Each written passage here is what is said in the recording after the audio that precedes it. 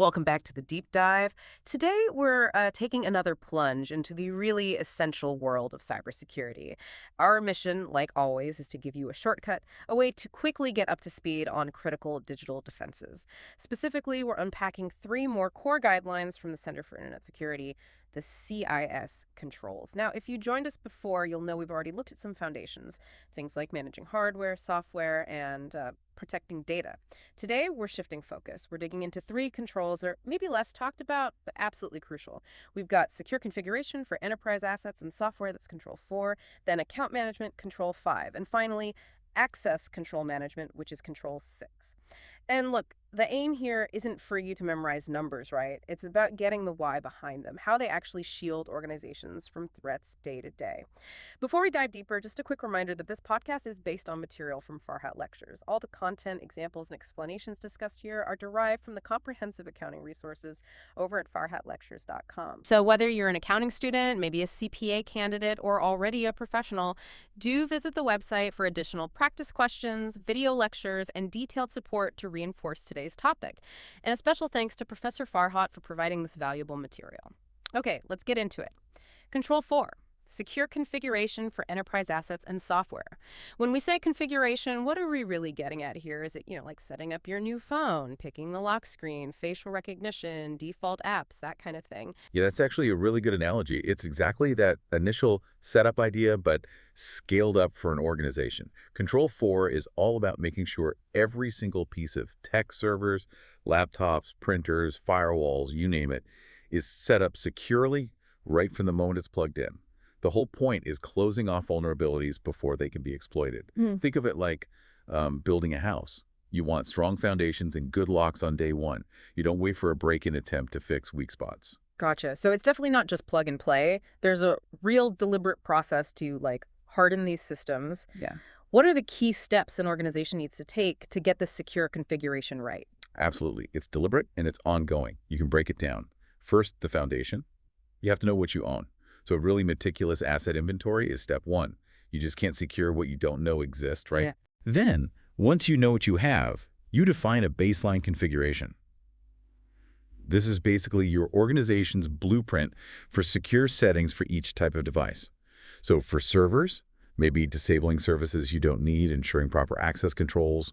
For workstations, enforcing strong password policies, making sure software updates happen automatically. Okay. And for network gear, definitely changing those default passwords immediately and locking down who can manage them. Right. Setting those gold standards right at the start. But how do you make sure those standards get applied consistently, especially across, thousands of devices? And then how do you make sure they stay secure? That sounds like a huge job. It is huge, yeah. And that's where the maintenance and enforcement part comes in. This is where automation is basically essential. Tools like Ansible, for example, they can push out and maintain these configurations consistently across huge networks. It cuts down on human error, keeps things uniform. But just setting it up isn't enough. Like you said, you need constant vigilance. That means auditing and scanning regularly, looking for anything that's drifted from your secure baseline and fixing it immediately. Right. And then there's patch management. This is so critical, and honestly, it's where a lot of places still fall down. The surprising thing is, so many breaches aren't these super sophisticated zero-day attacks. They're attackers exploiting known weaknesses, vulnerabilities where a patch has been out for months, sometimes even years. Wow. Yeah, it's often less about the attacker being a genius and more about whether the offender was diligent with patching. Seems mundane, but it's vital. That's actually a really powerful point. It shows how these seemingly small, proactive steps can prevent, major disasters. I remember talking to a relative who worked at a casino once. He's not super techie, right? And he used to get so annoyed because his work phone would lock itself after 15 seconds if he didn't touch it. He just couldn't understand why it was so aggressive. But that's exactly this control in action, isn't it? That is a perfect example. Yeah. That automatic session locking on company devices, that's a classic, simple, but very effective safeguard under Control 4. Just protects sensitive info if someone steps away for a moment. Other safeguards? Well, maintaining secure configuration processes for all assets, servers, network gear, everything. Making sure firewalls are properly set up everywhere. Managing those default accounts that are easy to guess. And for organizations with really high security needs, what CIS calls Implementation Group 3 or IG3, maybe even separating work stuff from personal stuff on mobile devices. Okay, IG3. What are those groups again? Right, so the implementation groups, IG1, 2, and 3, they build on each other. IG1 is the basic hygiene, essential for everyone. IG2 adds more layers, and IG3 has the most robust controls for high-risk environments. Control 4 safeguards apply across these, just maybe implemented differently. Okay, that makes sense. So let's move on to Control 5, account management. Now, this sounds pretty straightforward, maybe obvious, but why is actively managing accounts so critical? What's the deeper importance beyond just having passwords? It's critical because accounts are, well, they're the keys to your kingdom, essentially. Every single account, user, admin, even the automated service accounts, they're all potential entry points. This control isn't just about, creating an account when someone starts and then forgetting it. It's about managing the entire life cycle of credentials and permissions. And here's something people maybe don't think about enough. Dormant accounts. Accounts for people who left, or old system accounts. They're often the sneakiest backdoors for attackers. Yeah. Forgotten, but still active. Exactly. Sitting there, maybe with old permissions, just waiting. So it's not just creating them, it's constantly watching them, pruning them. What are the really effective practices for robust account management then? Well, it really starts with visibility. You need a complete picture. So an inventory and monitoring system, ideally centralized, tracking every single account everywhere. Then you need clear guidelines for everybody.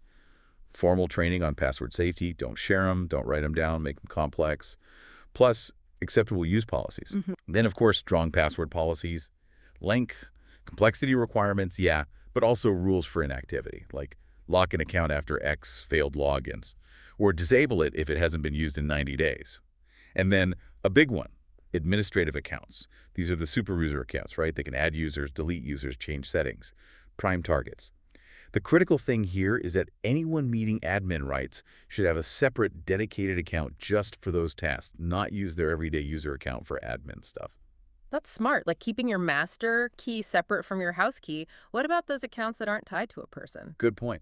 That's where service accounts come in. These are accounts used by applications, not people, like a web app talking to a database in the cloud. They often fly under the radar, but if one gets compromised, it could give an attacker significant access. Right. So you need really good documentation for them.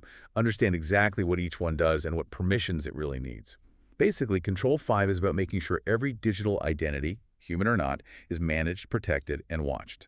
It shrinks the attack surface considerably. Okay, so boiling it down for the listener. What's the real-world impact? How does good account management make things tangibly safer for me or my company? Well, the impact is pretty direct. Fewer easy ways in for attackers. It's much harder to guess passwords if they're complex and unique. Dormant accounts aren't left open.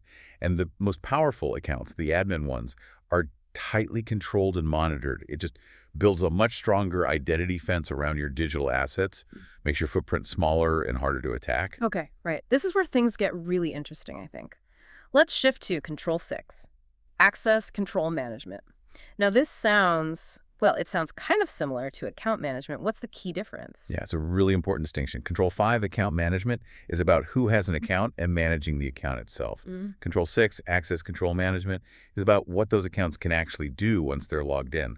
It's all about defining and enforcing permissions. Who gets into which systems, who can see what data, who can run which applications, and what actions they can take there. Think of it like this.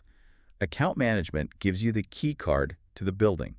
Access control management decides which floors and which specific rooms that key card will actually unlock. Got it. So it's the ultimate gatekeeper, really enforcing that need to know or need to do principle. How does an organization actually set up and enforce these granular permissions? Precisely. It starts with user authentication proving who you are. User name password, sure, but increasingly multi-factor authentication, MFA, is crucial. You're right. Once you're authenticated, the really critical part is authorization, often using role-based access control or RBAC. This means assigning roles based on job functions. So finance people access finance systems, but maybe only specific parts. They probably don't need access to HR files or the code repository. That makes total sense. It limits the blast radius if an account does get compromised. So how are these permissions actually handed out? And just as important, how are they taken away? Good question. There should be a formal access request and approval workflow. You request access, someone reviews it, approves it based on your role and need. And critically, access revocation needs to be immediate. When someone leaves the company or even just changes roles, their old access must be cut off instantly. No lingering permissions. That seems obvious, but I bet it gets missed sometimes. It absolutely does. And this ties into the least privilege principle. This is fundamental. Yeah. Users should only have the bare minimum access they need to do their job, period. Too often, people accumulate access over time or get more than they need just in case. That creates unnecessary risk. To enforce all this, companies use things like access control lists, ACLs. Think of them as detailed guest lists for every digital resource network segment, file share, database table, specifying exactly who can get in and what they can do. Like a bouncer checking IDs and permissions at every door. Exactly. And just like with accounts, auditing and logging are vital. Track who accessed what, when, what changes they made. Then analyze those logs for anything weird, logins at odd hours, failed attempts to access restricted stuff. For the really sensitive stuff, especially admin accounts, you have privileged access management, PM systems, which provide super strict control and monitoring. And finally, you constantly test that controls are working, use continuous monitoring to spot unauthorized attempts in real time, and have clear policies and procedures documented and trained. Okay, that's a lot of layers. So what are some of the specific safeguards CIS highlights for this access control management for Control 6? For Control 6, yeah, the baseline for everyone, IG1, is having those clear processes for granting and revoking access. That's universal. And MFA multi-factor authentication is critical, definitely for anything internet-facing, for remote access, and absolutely for administrative access. That's also IG1 now. As you get more sophisticated, like into IG3, defining and maintaining formal role-based access control, RBAC, becomes key. But honestly, that can be complex and costly, especially for smaller outfits. And for IG2 and IG3, keeping an inventory of all your authentication and authorization systems and centralizing access control where possible are also really important safeguards. Right. Okay, let's try to tie this together. Let's use that multiple choice question from the source material. It's a good test. Imagine you're asked, which type of account presents the biggest risk if it's compromised and therefore needs the most restriction? Is it a standard user account, an administrative account, a service account, or maybe a shared account? Okay, yeah, this is a great way to think about it. Let's break it down. First, shared accounts. We can probably rule those out straight away, right? have that. Well, accountability just disappears. If 5 people use one login, how do you know who did what? It's a massive security hole in itself. So generally avoid them. Okay, shared accounts are out. What about the others? User, administrative, service. Right. A standard user account. Yeah. Important to protect, of course, but it usually has the least amount of privilege.